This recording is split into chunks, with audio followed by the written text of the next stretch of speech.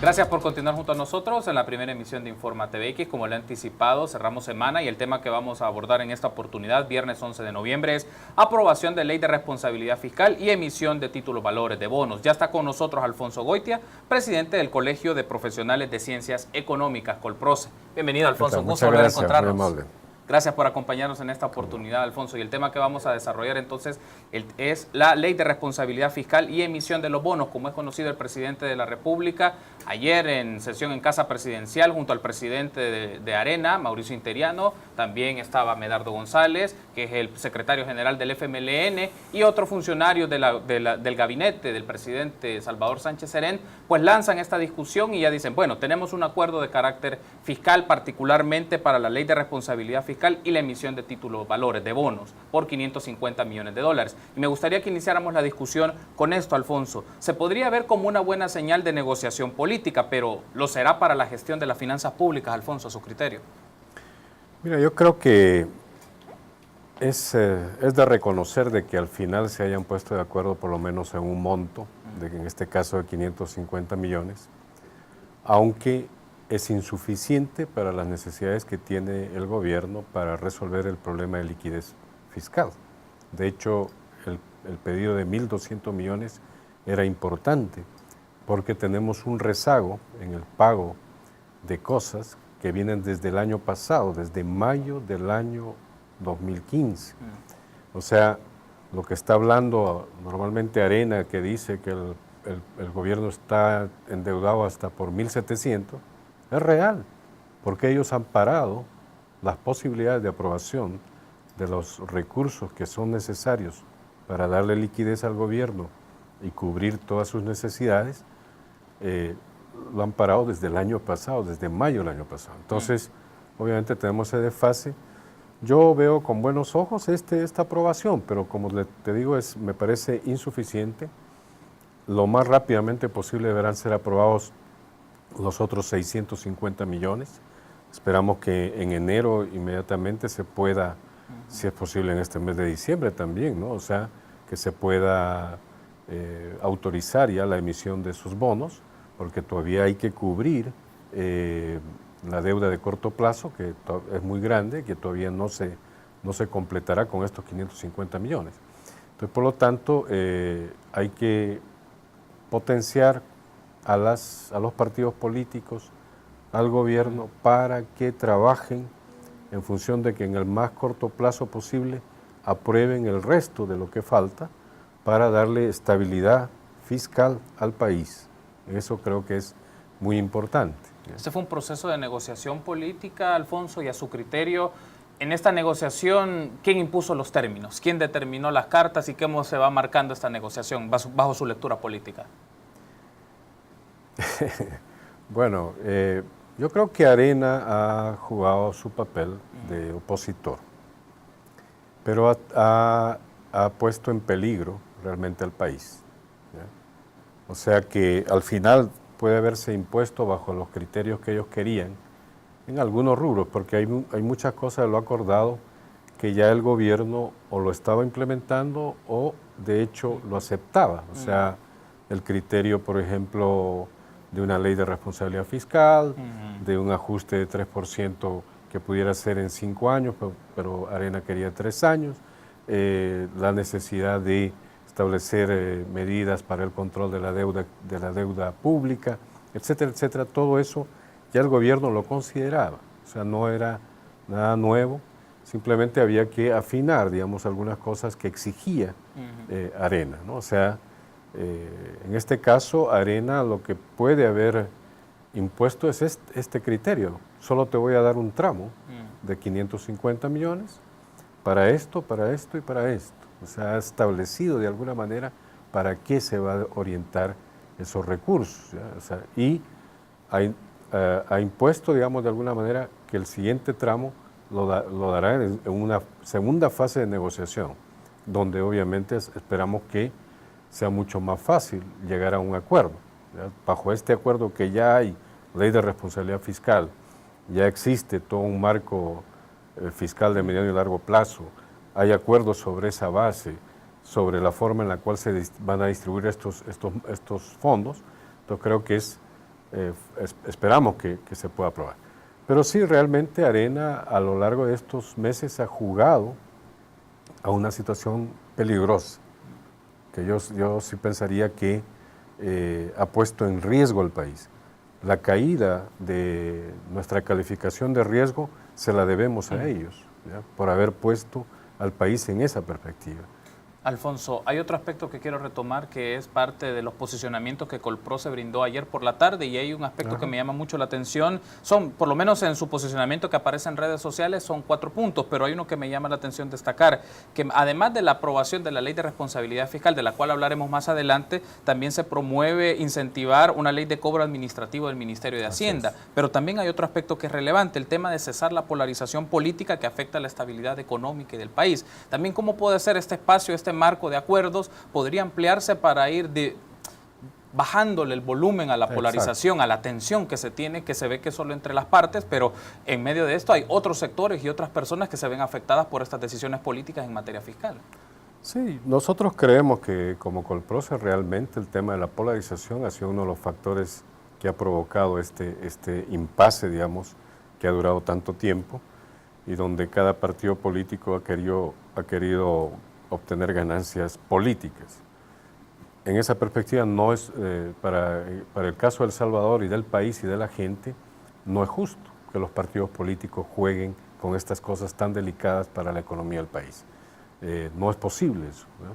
Por eso que hacemos un llamado a que se rompa ese marco de polarización, que se busque ciertamente estos espacios de diálogo, de discusión, de análisis más serio, más profundo, de cara a ver el país, el futuro del país, el desarrollo del país y no los intereses políticos, partidarios que tiene cada quien. O sea, eso definitivamente como Colproce creemos que es necesario.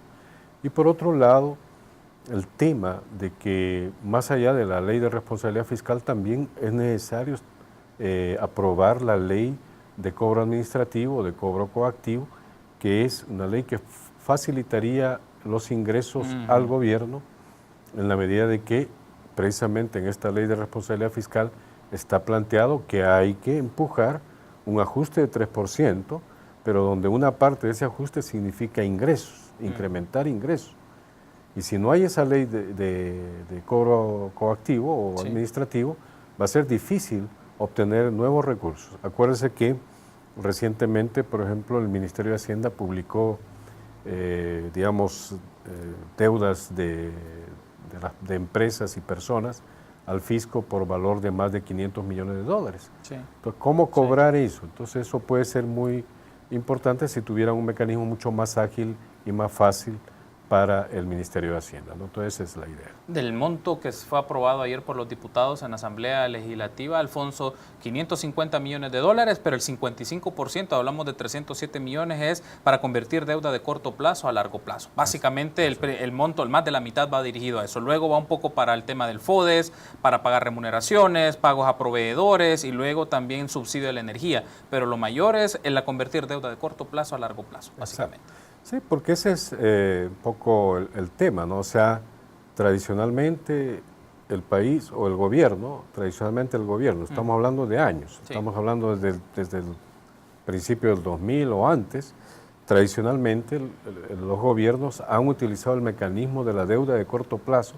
que se traduce en LETES, ¿no? Como un mecanismo precisamente para darse liquidez ante dificultades financieras que pueda tener. Entonces, en esa perspectiva se ha desarrollado ese mecanismo permanentemente y se resuelve cada cierto momento con la emisión de bonos, que son ya convertir precisamente esa deuda de corto plazo, que es de un año, en una deuda de largo plazo que pueden ser 15, 20, 25 años, ¿no? Entonces, en esa perspectiva se hace. Pero como aquí ha habido un problema, ¿no? Donde se ha negado la posibilidad de ese mecanismo desde el año pasado, ¿ya? El Partido Arena por tener precisamente el voto calificado en la Asamblea ha frenado la posibilidad de esa emisión y por lo tanto de resolver el problema de la deuda de corto plazo. Por eso que ahora es la mayor parte, digamos, de lo que necesita. Lo otro obviamente son las limitaciones que ha presentado el gobierno en torno a recursos financieros para pagar esas cosas, remuneraciones, pago a proveedores, subsidio, etcétera, los FODES, ¿no? Entonces, eso es lo que está pasando. Bueno, pero ahí se va a resolver, entiendo yo. Ahora bien, Alfonso, hay una frase que me gustaría destacar y tener su reflexión sobre esto. El día de ayer el presidente de la República brindaba declaraciones y daba su posicionamiento sobre esto. Y el presidente mencionaba lo siguiente: el país tiene una macroeconomía robusta, no lo decimos nosotros como gobierno, lo dice el Fondo Monetario Internacional. El sistema financiero en El Salvador es uno de los sistemas más estables con mayor liquidez que está empujando y dinamizando la economía del país. Esos son los sectores que han estado pendientes del proceso y aconsejándonos. ¿Qué reacción le merece esta idea? No, es correcto, o sea, realmente la economía del país va bien. O sea, si el problema es un problema fiscal, y es un problema que de alguna manera ha sido generado por esta imposibilidad de tener el voto calificado o de apoyar, digamos, los procesos de pago de deuda de corto plazo. Lo que está diciendo el presidente precisamente es eso, o sea, esta economía, la macroeconomía de El Salvador está funcionando bien. Los niveles de crédito productivo son importantes, están por encima del 7%. El crédito a las personas está por encima del 4%. Tenemos un flujo de remesas que supera el 6%. Tenemos una dinámica de importaciones de bienes de capital superior al 8%. O sea, estamos hablando de variables económicas que muestran que la economía está desarrollándose. Los sectores más dinámicos en este momento son la agricultura, la construcción, el sector industrial, el transporte, almacenamiento y comunicaciones, etc.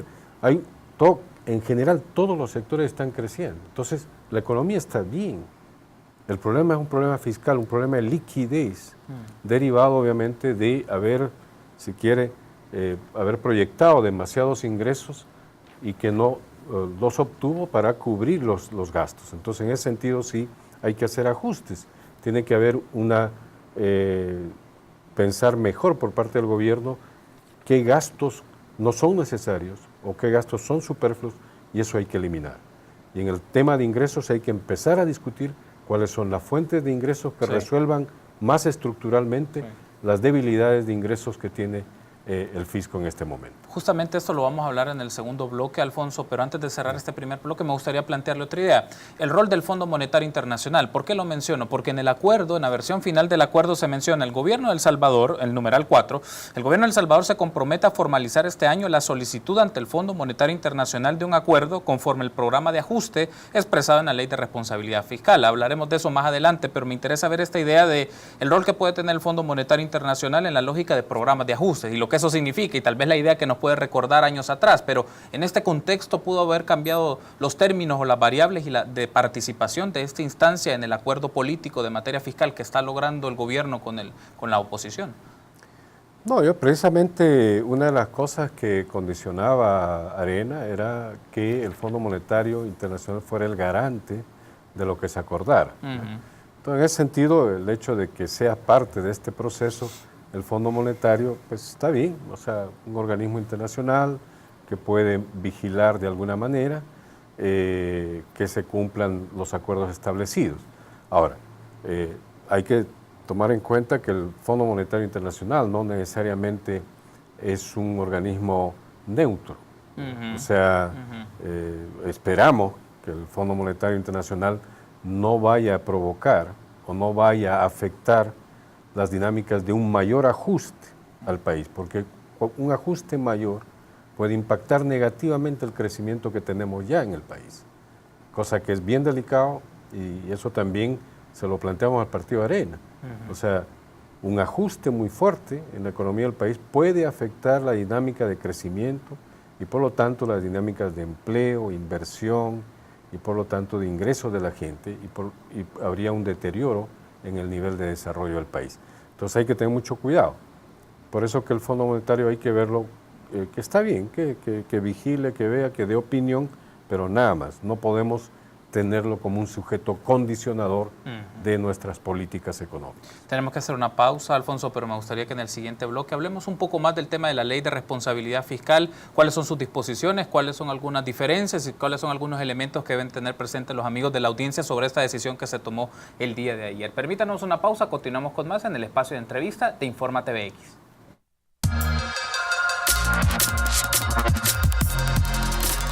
Gracias por su preferencia y continuar junto a nosotros en el espacio de entrevista de Informa TVX, viernes 11 de noviembre del año 2016. Me acompaña Alfonso Goitia, presidente del Colegio de Profesionales de Ciencias Económicas, Colproce, y el tema que estamos desarrollando en esta oportunidad es la aprobación de ley de responsabilidad fiscal y la emisión de bonos. Retomando entonces la entrevista, Alfonso, ahora me gustaría que hablemos un poco sobre la ley de responsabilidad fiscal que los diputados aprobaron ayer en la plenaria con 76 votos. Hay varios aspectos que me interesaría discutir. El primero es este. Hay un término que se utiliza en el proyecto de ley ya aprobado, que es el marco fiscal de mediano y largo plazo. ¿A qué se refiere esta idea de un marco fiscal de mediano y largo plazo? Sí, o sea, la idea es que el Ministerio de Hacienda y el gobierno, en este caso, tengan una visión de mediano y largo plazo. O sea, no se puede resolver el problema fiscal de este país si simplemente estamos pensando que vamos a resolver año a año. O sea, que este año lo superamos y luego vemos qué hacemos el próximo año. No. Aquí tenemos que tener una proyección de mediano y largo plazo. O sea, cuáles son las fuentes de ingresos que debo considerar para las necesidades futuras, porque obviamente en la medida que la economía crece, que la economía se desarrolla, que el país hay más demanda de cosas, que el gobierno tiene que atender más actividades, etcétera, todo eso, ¿no? Tienes que tenerlo proyectado en el mediano y largo plazo. Entonces, en esa perspectiva tiene que proyectar gastos e ingresos para que en el mediano y largo plazo tú puedas saber que ya vas a lograr resolver eso. Entonces, pero vas a tomar las decisiones posiblemente en este año o el próximo año, vas a tener que tomar decisiones de cómo garantizo esos ingresos o en qué momento vas a tomar las medidas para garantizar los ingresos. Y también para determinar cuáles gastos hay que eliminar o cuáles gastos hay que reducir y cómo hacer el gasto más eficiente, ¿ya?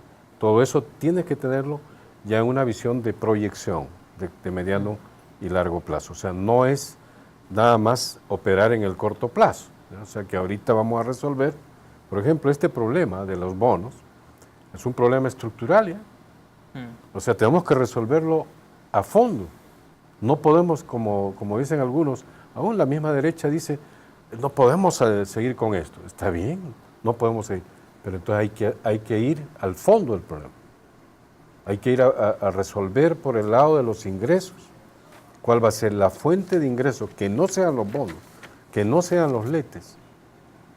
Y entonces eso pasa por una revisión de la estructura tributaria del país, ¿ya? Y cambios en la estructura tributaria del país. Cosa que posiblemente no les guste mucho a algunos sectores, ¿no? Entonces, Alfonso, hay otro término que aparece en la ley de responsabilidad fiscal que me llama la atención destacar, es el periodo de consolidación fiscal. Si bien este tema o este marco fiscal de mediano y largo plazo está hablando para un periodo de planificación plurianual de 10 años por lo menos, pero se habla de un periodo de consolidación de 3 años, 2017, 2018 y 2019. Y si lo vemos en la lectura también política electoral, tenemos elecciones en ese periodo y para el 2019 pues cambio de gobierno. Entonces, ¿cómo podemos hacer esta lectura de un periodo de consolidación fiscal en el que se espera que para el ejercicio fiscal por lo menos se hagan medidas de ingresos y gastos que den como resultado al menos 3% del PIB en 3 años? Y alrededor de esto, la dinámica electoral pone en otras instancias a los actores políticos, a las figuras gubernamentales, a la Asamblea Legislativa misma. Claro. Mira, yo creo que, como tú dices, ¿no? O sea, hay un ajuste de 3% en un relativo corto plazo, 3 años. Que calza casi exactamente con el tiempo de las elecciones. Sí. ¿A quién favorece eso? Ese ajuste significa que el Estado tiene que gastar menos, posiblemente muchas cosas, que posiblemente sean importantes para garantizar el apoyo a sectores vulnerables, a sectores más pobres, etcétera, etcétera. Eso puede verse afectado. ¿A quién beneficia políticamente? Beneficia a la oposición política en este caso. Entonces hay un cálculo político en eso, ¿ya? el criterio está bien, hay que hacer el ajuste.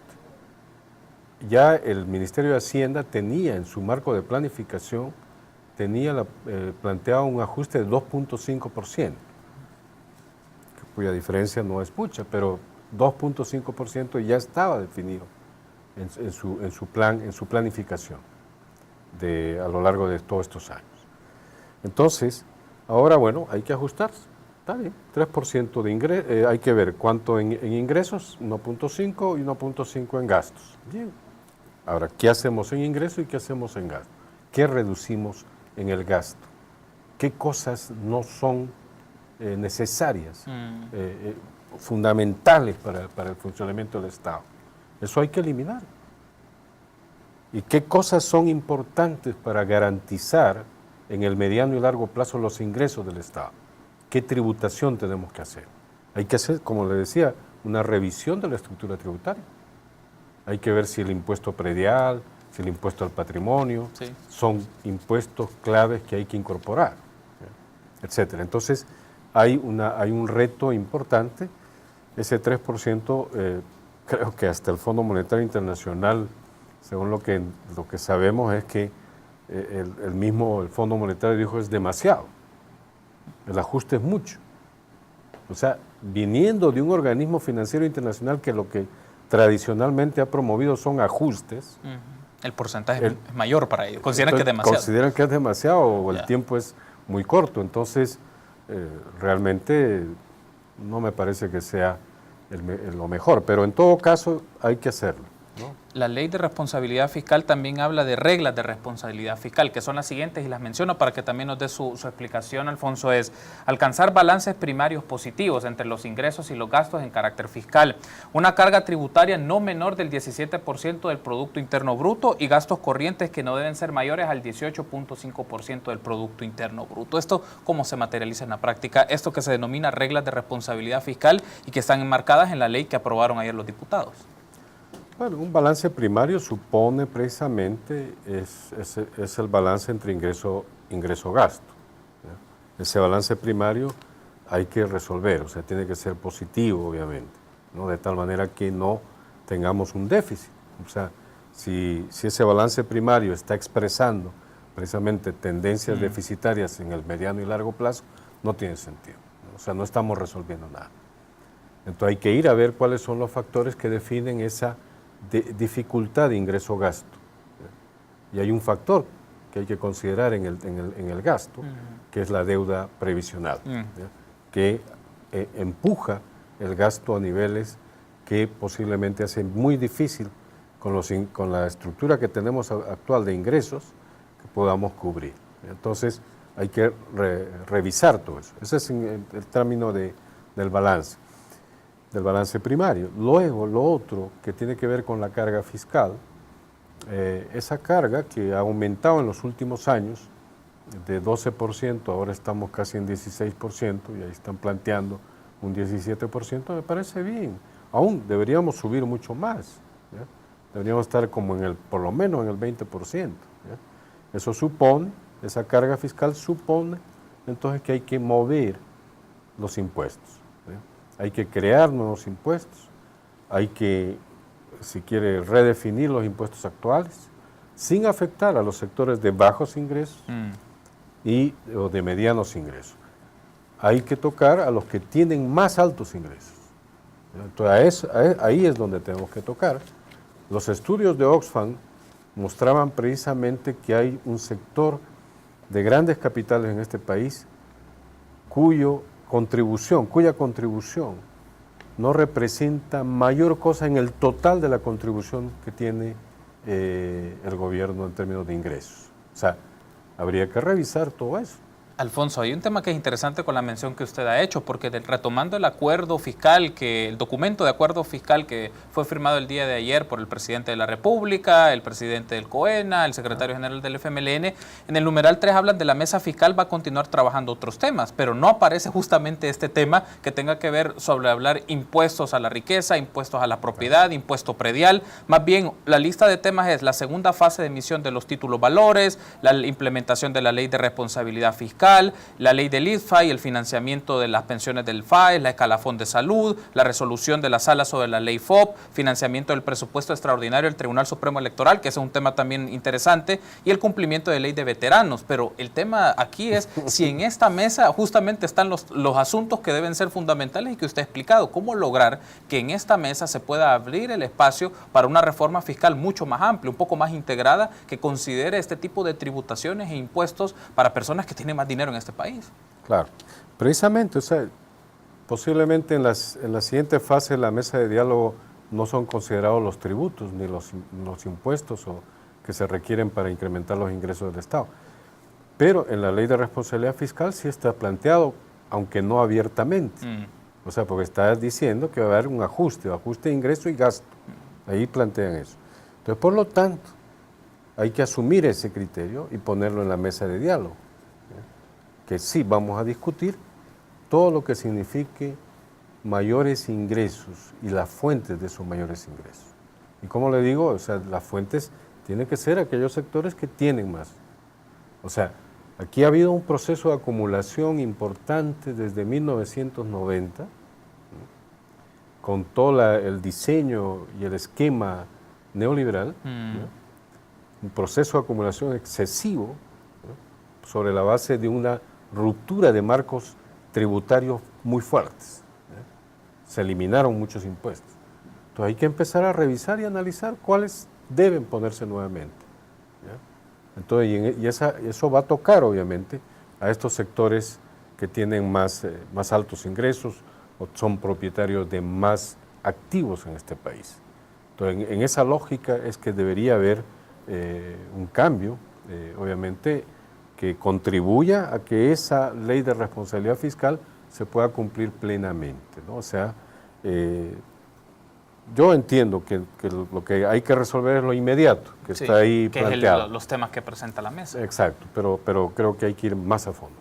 Ahora bien, Alfonso, me gustaría que hablemos la correspondencia que tiene esta ley de responsabilidad fiscal, o más bien la correspondencia que debería tener con la discusión de la ley de pensiones también. Digamos, aquí hay un asunto que no son aspectos aislados, sino que están conectados. Entonces, a su criterio, ¿cuáles son esos puntos de conexión mínimos que deben existir entre estos marcos normativos para su implementación? Más como ley en sí misma es la implementación de los mismos. Una ley de responsabilidad fiscal que considera también el tema de la deuda que está vinculada a la deuda previsional, que es un aspecto clave aquí.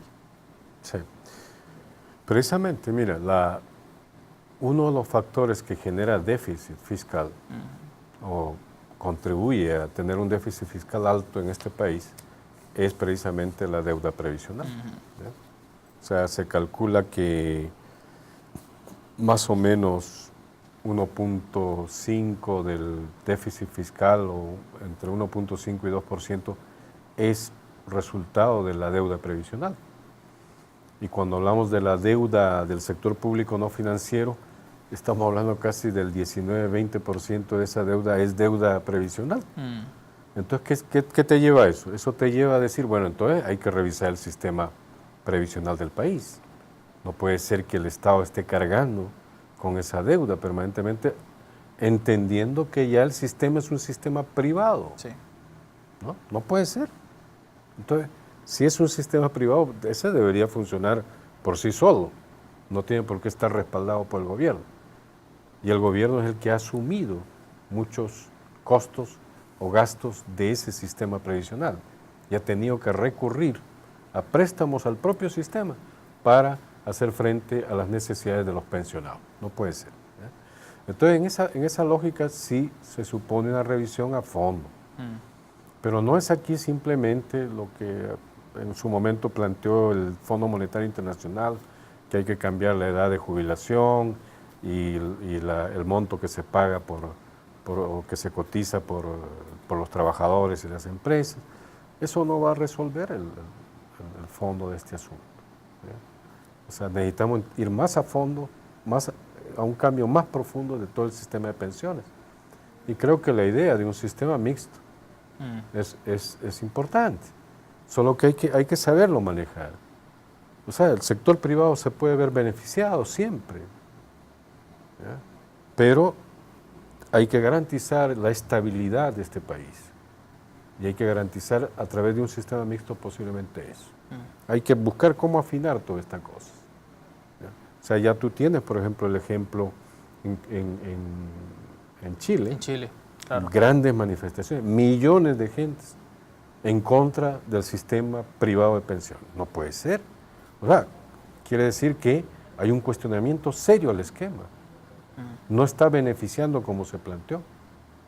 Entonces hay que revisarlo. ¿Sí? Y en el caso de El Salvador todavía es relativamente joven, porque el sistema de pensiones chileno creo que es mucho más antiguo. Entonces pudiéramos revisarlo, adecuarlo, de tal manera que sea beneficioso para todos. Alfonso, estamos llegando casi al cierre de la entrevista, pero me gustaría plantear este punto.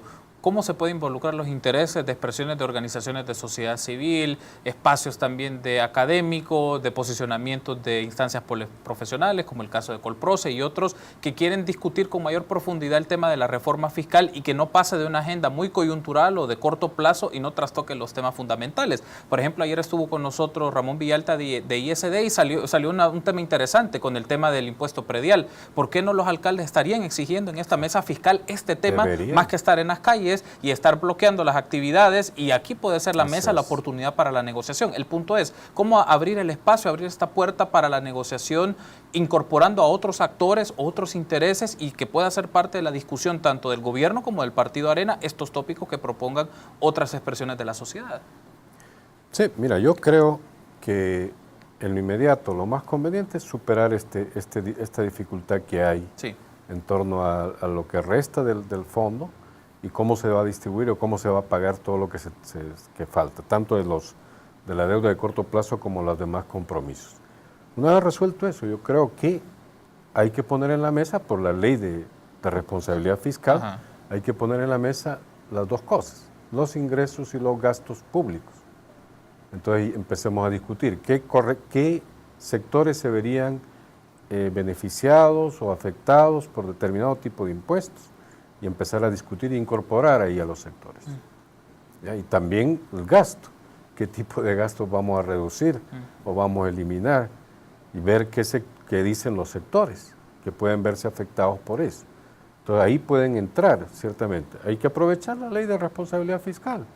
Los sectores sociales o los sectores que estén en el ámbito también económico, pequeños empresarios, microempresarios, etcétera, tienen que hacer una lectura de tal manera que ellos vean cómo aprovechan esa ley de responsabilidad fiscal y esos compromisos en esa línea para que puedan incorporar también en su agenda en esa discusión, para garantizar que el gobierno de aquí en adelante, no en los próximos 3 años, de aquí en adelante, responde a las necesidades de la gente y no a las necesidades de un partido político o a los intereses de un partido político, sino a las necesidades de la gente y a las necesidades del país y del desarrollo del país. Esa sería un poco la idea. Alfonso, un gusto, gracias por habernos acompañado. Estuvo con nosotros esta mediodía Alfonso Goytia, presidente del Colegio de Profesionales en Ciencias Económicas, y hablamos un poco de la aprobación de ley de responsabilidad fiscal y la emisión de títulos valores. Permítanos una pausa,